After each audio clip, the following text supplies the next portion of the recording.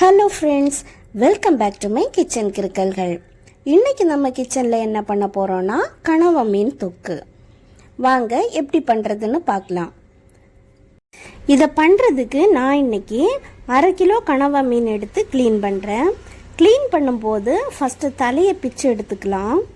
பாடி பீஸில் இந்த மாதிரி ஓடு மாதிரி ஒன்று இருக்கும், அதை இந்த மாதிரி இழுத்தாலே வந்துடும். அப்புறம் அந்த தோலை லைட்டாக சுரண்டி எடுத்தால் சூப்பராக அதுவே வந்துடும்.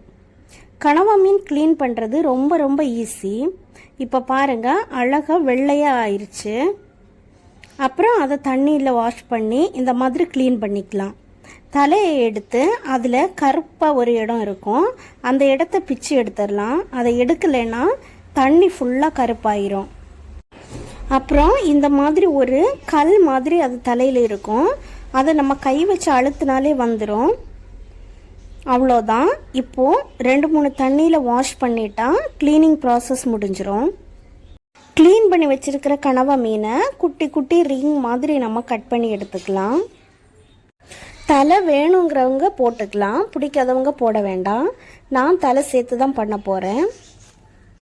இப்போது தேவையான அளவு உப்பு, மிளகாய்த்தூள், மஞ்சள் தூள் போட்டு மிக்ஸ் பண்ணிக்கலாம். தொக்கு செய்ய 3 வெங்காயம் எடுத்து சின்ன சின்னதாக சாப் பண்ணி எடுத்திருக்கேன். 3 தக்காளியும் அதே மாதிரி கட் பண்ணி எடுத்திருக்கேன். இப்போது ஒரு மண் சட்டியில் 3 டேபிள் ஸ்பூன் போல் ஆயில் போட்டு அதில் வெங்காயத்தை போட்டு வதக்கிக்கலாம். வெங்காயம் நல்லா வதங்கினதும் 1 ஸ்பூன் இஞ்சி பூண்டு பேஸ்ட் போட்டு வதக்கிக்கலாம். இப்போது 1 ஸ்பூன் மிளகாய்த்தூள், தனியாத்தூள், மிளகுத்தூள், மஞ்சள் தூள், கரம் மசாலா போட்டு மிக்ஸ் பண்ணி விட்டுடலாம். மசாலா எல்லாம் பச்சை வாசனை போனதும் கூடவே தக்காளி சேர்த்து வதக்கிக்கலாம். தக்காளி வதங்கினதும் நாம் ரெடி பண்ணி வச்சிருக்கிற கனவா மீனை போட்டுடலாம். மசாலா கூட மீனை நல்லா மிக்ஸ் பண்ணிக்கலாம். மீனுக்கு தேவையான அளவு உப்பு போட்டு 1 டம்ளர் தண்ணி ஊற்றி மிக்ஸ் பண்ணிவிட்டு 2 கொத்து கறிவேப்பிலை போட்டு மூடி போட்டு வேக வச்சுக்கலாம். 15 to 20 மினிட்ஸில் சுவையான கனவா மீன் தொக்கு ரெடி ஆயிரும்.